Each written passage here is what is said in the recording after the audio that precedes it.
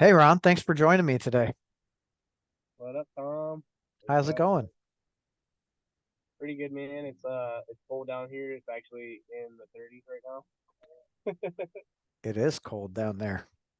Yeah, it's been kind of stupid how cold it's been down here lately. It's been sunny, but it's been cold in Texas. Like we don't ever really hit the 30s. Like here I and there, think but not a lot. it just got cold for us today, I think. We've been in like the 50s. Sounds right. I'm like, I'll take the 50s. Yeah. Um, so I just talked to Keith. I just had a really good conversation with Keith. Um, you know, I know that you have your own things going on. Um, and I'm sure they're personal, so I'm not going to dig into it and ask. I just what are your goals for the next year? You're working on the Buckley thing, right? I've got a couple things going on.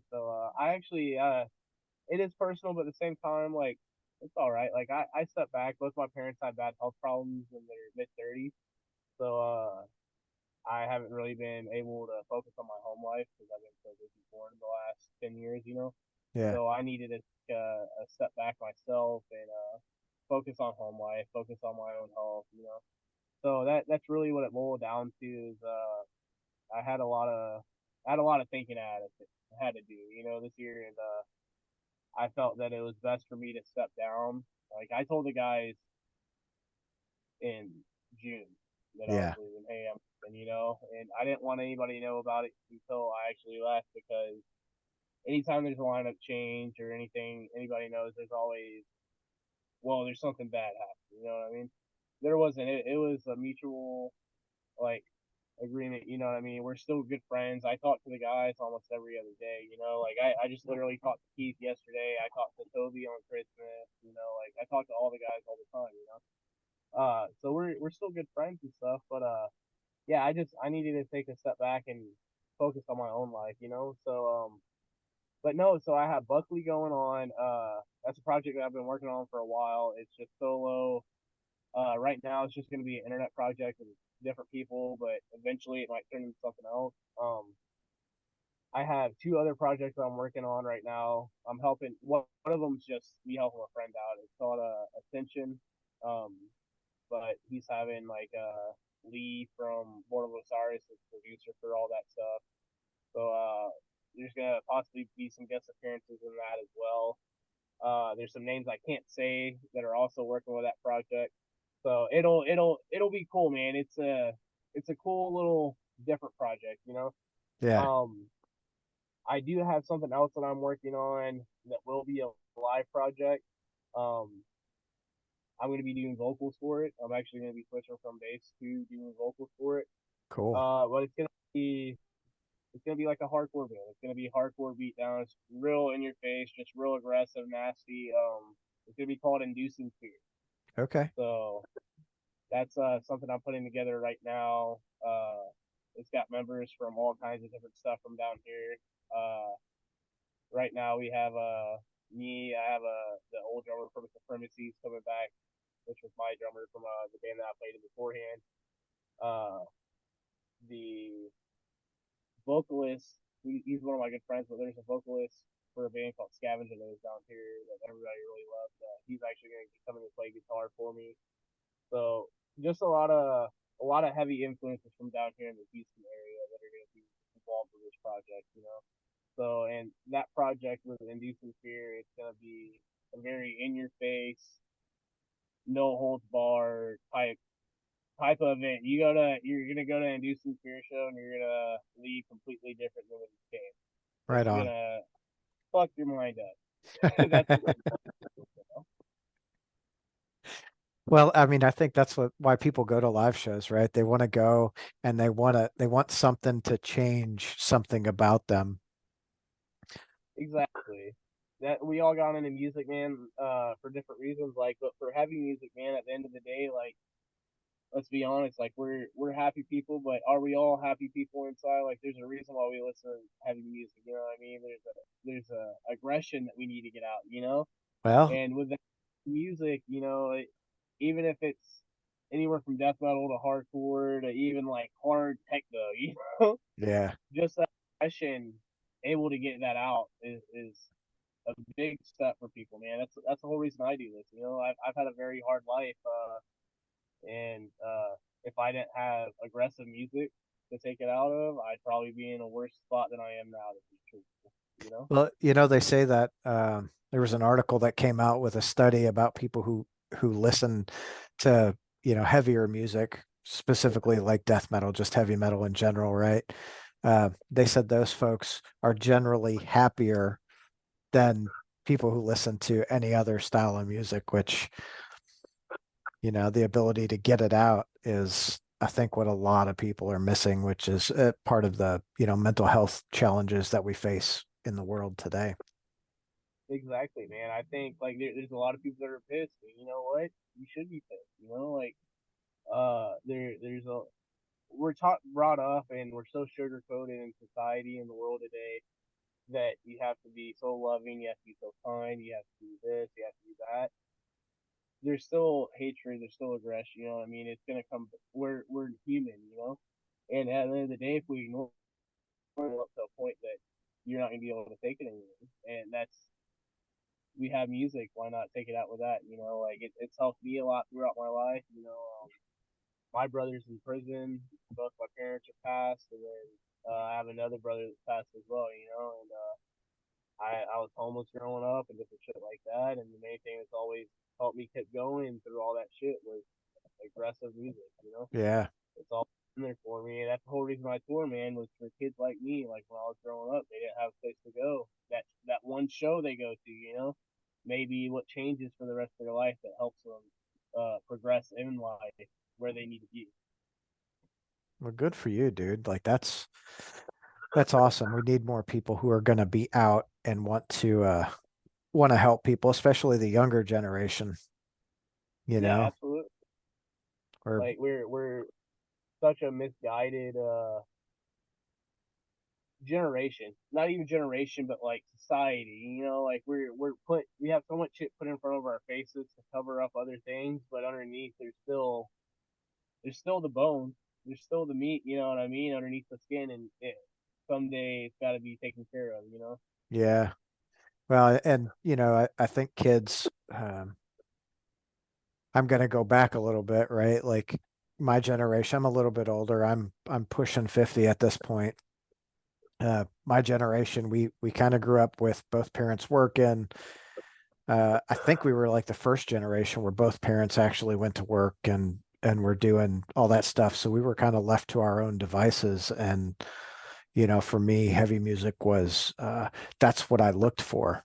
I want to be that. I want to do that. And I started playing music, and then what I really learned was, as much as I liked playing music, I really was just inspired more by them and what they were doing and where they came from than, I like, can I play guitar? I guess a little bit. But I I really like the aspect of just having someone that was like, parents have passed, right? Siblings have passed, and they're, so people they know are in jail or what have you.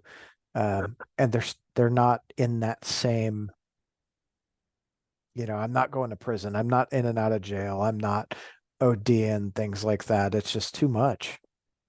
Yeah, it is, man. Like life is hard. Like I've learned that since I was born. Like I was born in a hospital with crack babies, man. I was literally the only full size baby that was born there. And like I've had a hard life, but I smile every single day. You know why? Because I woke up. And if I get pissed off that day, I always know I can put something on that's gonna help me calm down. That's gonna help me get through it. And that's like what I feel like I aspire to try and do. You know what I mean? Like I want other people to, yeah, it might be shitty right now. You know what I mean? But later on, everything's gonna be okay. And I think there's a lot of misguidance now. You know what I mean? Like you should be pissed about your stuff. You know what I mean? But at the same day, like let's take that aggression, like you said, and turn it into something positive. I could sit here and go on and just be a piece of shit essentially. You know what I mean? Right. But that's not who I am. That's not how I was brought up. And from being, I guess, an underdog for so long and all the different shit, told you was gonna make it, do this, that, you know what I mean? Music's always been there for me. You know, music's always been there for me. And at the end of the day, I know the brotherhood and the community that's involved with it is gonna be there for me either way, and that's enough, you know. And I really feel like everybody should stay pissed though. At the same time, you know, Yeah. like don't always be so happy about it or anything. Like be happy, you know what I mean? I guess it's a double edged sword. Like you need to be happy, but at the same time, stay pissed about stuff, you know.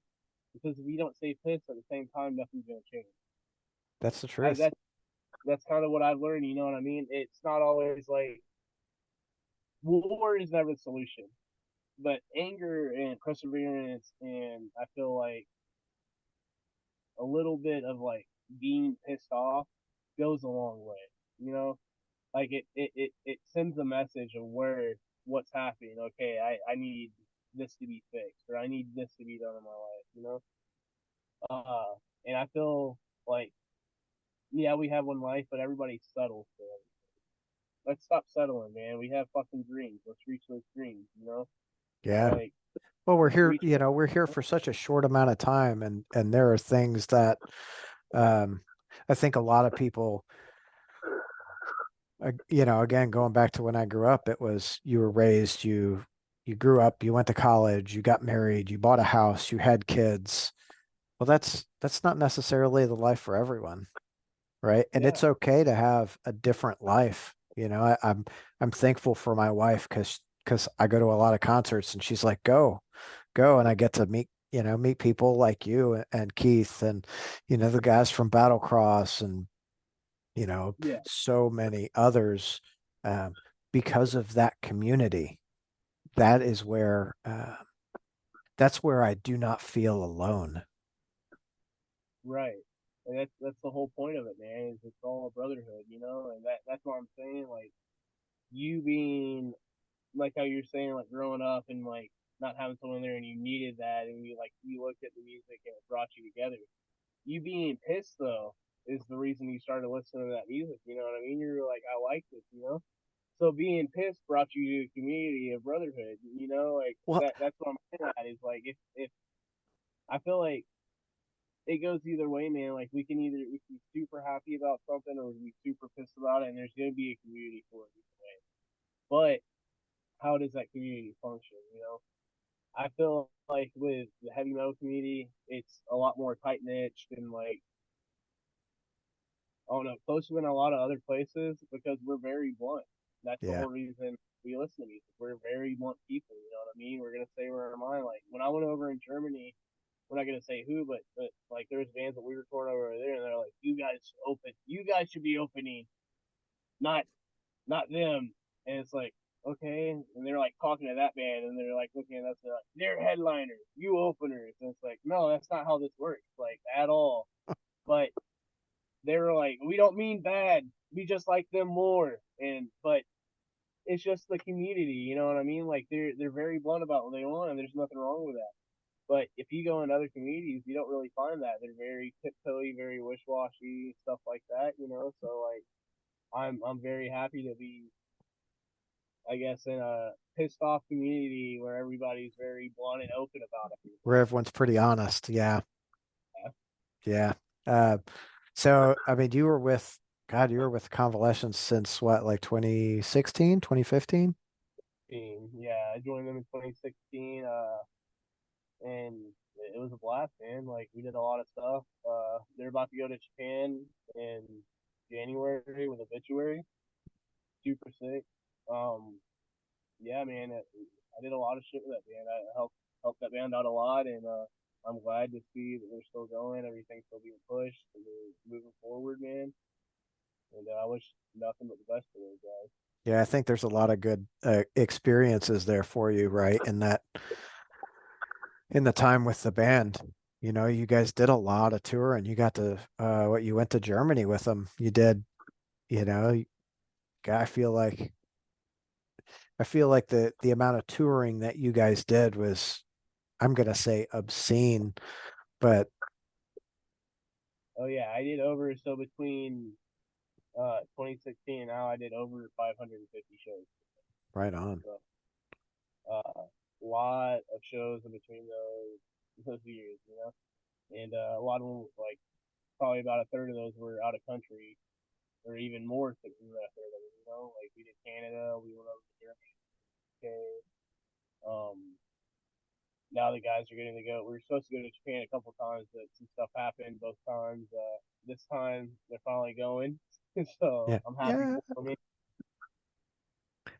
Yeah, and But to go with Obituary, that's super cool. yeah, it's super awesome, man. But no, I've done a, I've got.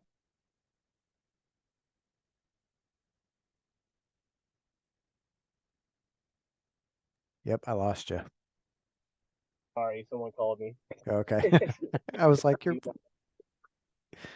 it muted. I just message him and tell him. I forgot. You're still good though. I can still hear you. Okay. So I'm sure your wife enjoys you being home more now, huh? Oh yeah. Uh, she's been enjoying it a lot. I actually just bought her a new car, I so saw. shit out of that. But yeah, she's been enjoying the hell out of me being home, man. Right on. It's actually been quite different just being home in general because I'm used to being out so long, you know, or being ready to go back out. So Constant. That, like you get home and you're like, okay, I got 2 weeks and then I'm gone again. yeah, it was like back and forth. Like I'd be home for a little bit, and then I would be home for like a month maybe, and then you're gone for another month, and then you're home for like 2 weeks, and then you're back out for another month and a half, you know. Or you'll be out for 2 weeks, come home for 3 days, go back out for a month, you know. Like it was always back and forth. It was never just during the holidays. It would slow down a little bit, you know, but still you're only home 2 or 3 months, and it's usually like at that time to do anything. So you're just kicking it at home, just hanging out, you know. Yeah. Yeah, you don't really have time to do anything. Like, hurry up, go. Okay, I'm on my way. Like, Yeah, for sure. For sure. so what was your favorite like tour story? Man, I've got a lot of them. I'm not sure, man. There's been a lot of good memories.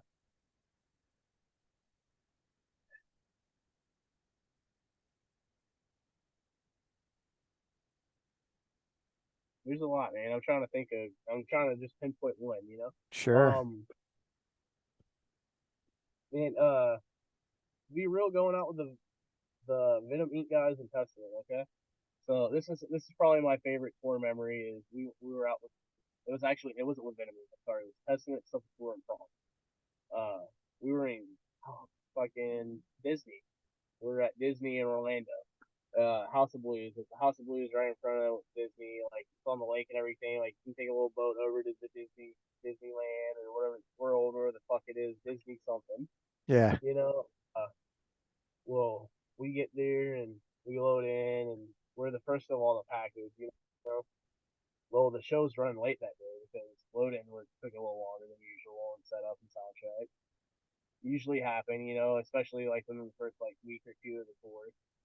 So we were like on the first like we were on the first 2 weeks I think of that.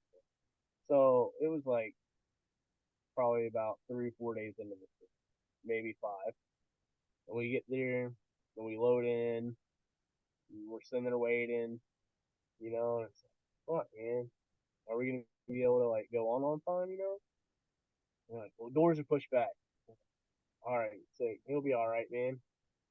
And doors open and there's nobody in there. Like, oh, this is gonna suck. It's like I don't know if you've ever been to House of Blues, but they're big venues. Like they're gigantic, and this one was a pretty big fucking venue, you know. So it's at least like a 2 to 3 thousand cap venue. Easy. Okay. So we're sitting in there, and they pull curtains because they're like, well, you guys aren't ready to go. Your set's gonna be cut about 5 minutes. Like, that's sick. So what songs are we cutting? So we're talking and we're looking at each other, and they're like, all right, you guys are on. So like, fuck, all right. So they had the curtains closed on us because they were still setting up and everything. The intro starts for us, and they pull the curtains, and I turn around, and the whole place is packed floor to bottom, dude. Like I'm talking elbows to assholes in here. You can't get Right any more on. people in the place. And this was in like 15 minutes. And I'm like, this is nuts, you know? And we played one of the craziest sets I've ever played in my life. Like for me, it was just amazing because like you go on there and you expected like no one to be there, like especially like turning around. Like we played a lot of shows where it's like, okay, there's two people, we're still gonna throw down, you know, we're gonna play, but there's like no one there when they close curtains, you know, and doors are open. They've been open for like 10 minutes now. We're like, okay, there's no one coming, and we didn't see a line outside or anything. And the next thing we know, it's just packed, like full house, man, and it just raged from the beginning of our set to the end. And then throughout every band that night, dude, Prong they went off, Sepultura they went off, and Testament went off. It was just really cool, man. And then everybody on that package, we were so different, you know. Like we're a deathcore band, it's thrash metal, and Prong's like their own category. I don't even know how to Yeah. categorize that. They're sick as hell, you know. Tommy was super cool. Mike, there was a guy named Mike playing bass at the time. He was super cool. And then they had Art, who's playing for Lamb of God now. Hmm. He was the drummer for Plague. He was playing for Prong. He was super cool, you know. Everybody on that tour treated us like royalty. Um, Tiffany, Chuck Billy's wife, she would like come over and drop pizzas off at the bus and yell at us about how nasty our bus was. So it was like having a tour mom, you know. Oh yeah. It was awesome, man. I saw But that tour. I didn't see you guys on it. I caught that tour in Cincinnati, at Bogart's. Took my daughter to it, and we that's Kling was doing sound for Sepultura at the yeah, time. yeah, that's when we first met him. Was on that tour, man. He's been a good friend of ours since then, man. I still talk to him every once in a while now. Yeah. I know they have a badass tour coming up. I think in February. I can't remember who it's with. I just saw the flyer, but Oh, it's I with think Vader and Origin. yeah, Vader and Origin. It's gonna be sick. Yeah. Yeah, I'm super stoked for that. I've not seen Inhuman Condition yet, and I really love them in that style. Yeah, So I think I was talking to a buddy of mine about making a trip up to Detroit to catch it because I mean that's Detroit's kind of my hometown. So yeah, for sure, man. I mean, I would take the road trip. I think it's gonna be worth it. They're coming to Houston. I know I'm definitely gonna go to Houston, mate. So right on. Yeah, that I think that whole bill will be really, really good. I've not seen Vader or Origin either, so I'm pretty stoked about that. yeah, for sure, man. Oh yeah. Does your wife go to a lot of shows with you? No, my wife's actually really not into metal that much. She likes Hypervel and stuff like that. Like she likes metal, but it's a completely different style. Like she likes the I guess like the lighter metalcore, the metalcore side, you know, like the heaviest thing she listens to is like Crown the Empire, you know, Crown the Empire and Hypervel and stuff like that, you know. But we go to a lot of different shows. Like we'll go to like Ice Nine Kills and stuff like that. They're sick live. If you've never seen them live, they're one of the best live shows I've ever seen. To be honest, Oh, right hands on. down, amazing. It was straight amazing. And the last time I saw them, they had Doc Cool playing guitar for them, so it was even sick. Um, but yeah, we go to a lot of shows like that. And then Blink, you know, we're both really big into pop punk. So Okay. I God, I had a little pop punk phase. It was probably late 90s. There was a band called Limp that was signed to Fat Records that I mean I really dug them a lot. They were yeah, good and they had a great little show. We had a little show in Tennessee with them. no, Yeah, that's pretty fun. That's it's funny, all this heavy stuff and then pop punk. Like yeah, just funny. It's good at least your wife is into metal. Mine is she's a hippie, you yeah. know. a lot of Grateful Dead and Dave Matthews, and I'm like, okay. When you get in, if you're riding in my car, we're listening to something heavier. I can't listen to that. Right? Yeah, she listens to it's metalcore, pop punk, and country. Okay.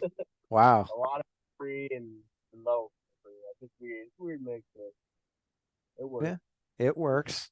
You know, it's she actually, so my wife likes going to shows because she likes to see how I react with or interact with the bands. You know, she, one of the first shows that she took me to, one of the first heavier shows she took me to was what did we go to? We went to Mayhem in Chicago. It was like Motorhead and Slayer, As I Lay Dying, Slipknot, Anthrax, Whitechapel. Like the bill was stacked, and Slayer hit it.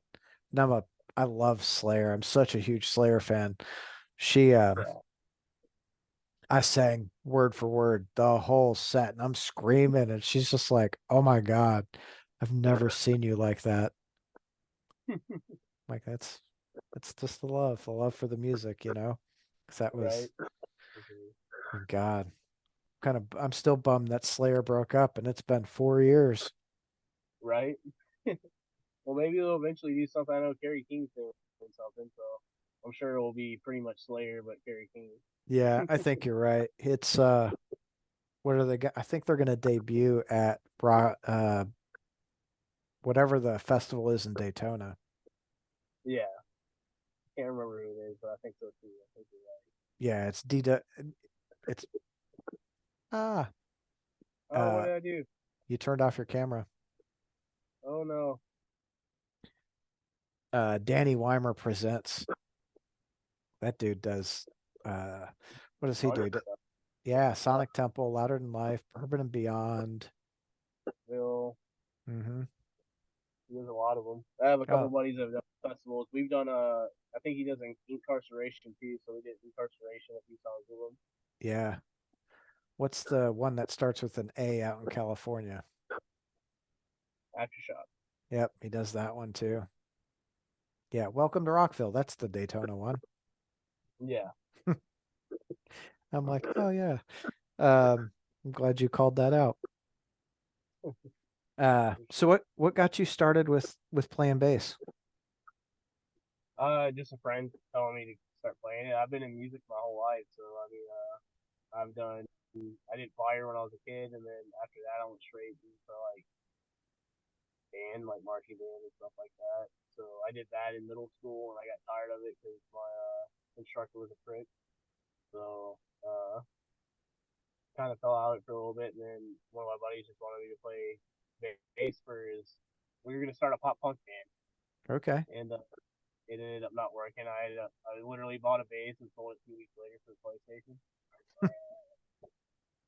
and then I actually ended up selling all my stuff and bought another bass, and I sold that bass because as soon as I got it, I was like, what the fuck did I get this? You know, like I already did this once, you know. Yeah. So really learned a lot then, and then I just got bored one day. You know what I mean? Like I listened to music all the time, and I finally told my dad, I was like, hey, I want a bass, you know. So I had a really shitty like $100 Johnson. You probably don't even know the band. It's literally called Johnson. Uh, Now they make really it, shitty six strings too. yeah, dude, it thing weighed like 45 pounds. It was like so heavy. Uh, but that was the bass that I started learning on. You know what I mean? It was lime green. I loved it. And I'd sit in the room and like straight up play. I'd play like Green Day and White, like what is it, White Stripes? Hmm. Yeah, the White Stripes and Maiden and just like different stuff like that. I wasn't super big into Maiden, but I loved Run to the Hills, so I sit there and play that like over there. And then for a while I don't know, I just played in my room for a long time and decided, hey, I'm gonna play in a band. You know, all my buddies were playing in bands when I was around, and uh, just started down here playing in like little bands, and it was funny because I'd always get kicked out of a band from down here. Except for there's a couple bands I get kicked out, but the first couple bands I was in, they kicked me out because I lived too far. every time, and I thought it was funny because like I eventually joined a band that I was all the way in Ohio, living down here in Texas, you know. But a lot of stuff like it was just funny because I started doing that, and I played in a lot of bands down here, and Supremacy. It was funny. We played with Sepultura. We opened for them on the patio, and everybody like kind of shit on us at that show. You know what I mean? Like they gave us a bunch of shit, and then it was funny because 2 years later, 2 3 years later, I was on tour with them, opening for Every Day and Good Friends with them, you know. Yeah. So it's It's just kind of a funny how big the fuck you. Like I, yeah, you got like I had a lot of people doubt me in the scene, to be real, you know, like they never said it to my face, but I would always hear about it, you know. And at the end of the day, I decided that I didn't want to be in the scene down here at that time because it was just there was a unity in the scene I was in because I was going to the hardcore scene down here. There was a unity, but at the same time, there was a very ununity. I don't know how to describe it. Like there was there were some elitists. and someone would be talking shit about someone else. So you go over here and they'd be talking shit about this, or you know. And I'm not for all that. I'm just trying to fucking play music, man. Right. Like all I'm here for. I'm here to play some fucking music and like get it over with. I'm not here to listen to you fucking cry about so and so Well, didn't show up to your I, or this. I think a lot of people, something that I hear a lot and see a lot, something that I actually believe is like when someone's talking shit about someone else, it's because they're jealous.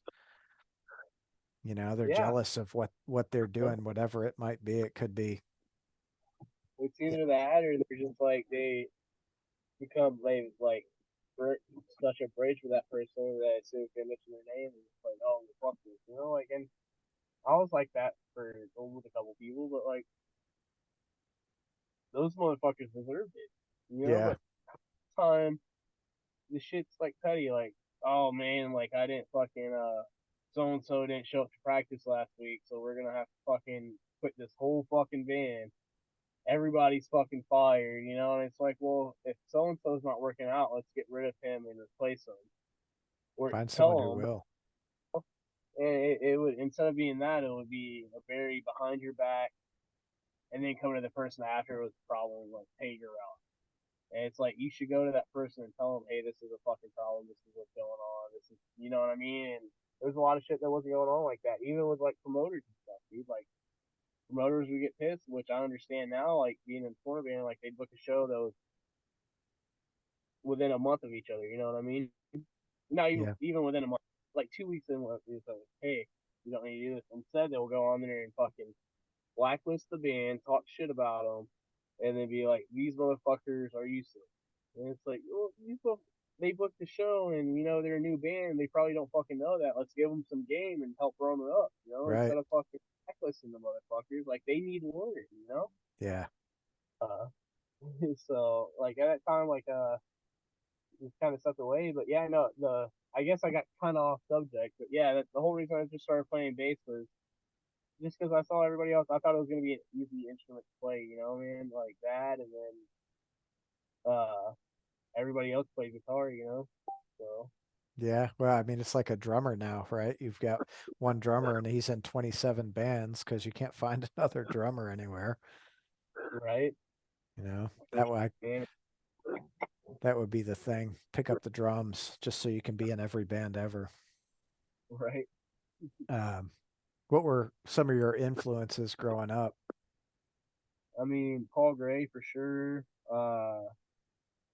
Greg Weeks from the Red Chord was like a big influence of mine. I really like Bootsy Collins.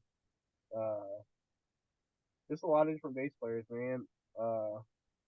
Mudvayne, like I can't think of his name. I can't ever say his name right. It's like starts with an M. Ryan something Martini, I think is what it is. Ryan Okay. Martini. He's sick, dude. He's super sick. I don't know. I was like real big into like the new metal growing up a lot of the time. So like I went for a lot of influences like that. Like I like fucking Philly a lot, to be real. Like a Yeah. lot of people shit Philly, but I like Philly, dude. I love the clank I ran clank. into I ran into him at a Bring Me the Horizon show down in Nashville. Yeah, Yeah, it was. I'll tell you, Bring Me the Horizon and Fever 333, and dude, Fever puts on such a They're high sick, man. energy show. They're super sick. It was great. Yeah, I took my niece for one of her birthdays. I don't know, she might have been 18 or 19. Went down there for it. That's I try to always take someone. That's how I connect with people is taking them to a show. Yeah, All right, some unit for for me. It's like mental health is focused around community and having that connection. So like music is the thing that always brings it out. So a friend of mine, I don't know, maybe a year ago was like, if you like someone, you invite them to a show, don't you? I'm like, absolutely, because I want them to come out. I want them to have a good time. I want them to meet some of the other people that I know that they wouldn't normally interact with. And, right, for sure, man. you know, my kids growing up, I mean, they've been to so many shows. Uh, my daughter's probably been to more metal shows than most people that I know. It's hilarious. Yeah. Uh, so how long have you and your wife been married? We've been married for going on 5 years in January. We've been together for almost 10 and 8. Right on. How'd you meet? Through her sister. Okay. I was friends with her sister and her brother-in-law through high school. So me and her have known each other since we were like, she was 13, I was 15. So, Right on. Go for the younger ladies. right.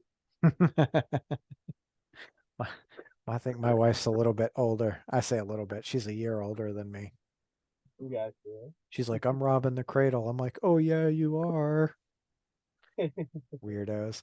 Um, what was the first show that you went to? 6 feet under. Oh, okay. Yeah. It was when Barnes was still, I'm not going to say he's bad now, but it was when he was better. Yes, that's fair. So, it was like when they were doing 13, they were doing the 13 album. So. Okay. That was I've not seen 6 Feet Under. They obviously don't tour the US too much. They have Lord Marcos, their drummer. They have Jack Owens for guitar now. Then I can't remember who's playing. It's just something playing guitar or bass for him, but he's a sick bass player too. Right on. So he like all sick instruments like, and musicians playing for him. Yeah, I like to see when a group of solid musicians come together because the music just like hits that glass ceiling, right, and explodes that, and then seeing the show is always blows my mind. It's one of the things I really loved about, Battlecross. Those guys were Yeah, so talented. absolutely. They're sick, man. Good Yeah, people. I know. I wish they'd like. I want them to get off their indefinite hiatus and make it happen again. Right? Uh, so you're gonna take some time. You're gonna, hang out with the wife and start your projects there at home. Is your health in good order? Yeah. As far as now, everything's good. I haven't went to the doctor, but I've been feeling better, honestly. I'm planning on going to the doctor in January, so I'm gonna start getting everything taken care of, make sure I'm good. But as of right now, I'm all right, man. Like even leaving the band, I was fine. I know if I don't take care of it, what's up, you know. Yeah. All like both my parents, like I said, they had bad health problems. They both passed. My brother that passed had bad health problems, you know. So it's just stuff that I know I need to take care of before I get there. If I don't, I mean, uh, my brother, he was 32 when he passed. I just turned 33 this year. He was 32 when he passed, and he passed from seizures due to diabetes. You Okay. know, so just real shit that's hitting home. You know, my dad passed away from internal problems. He had a lot of heart problems himself. He had a fucking metal valve inside of his heart that he got put in there when he was 45.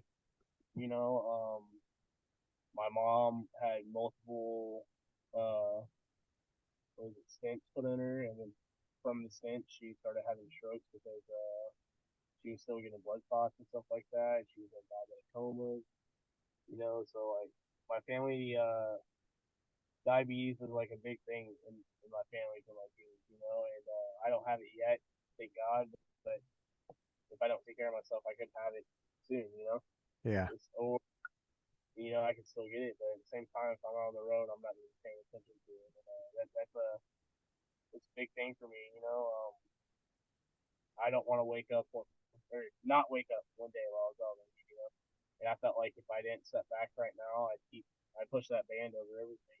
I keep pushing forward, and I want to actually focus on myself.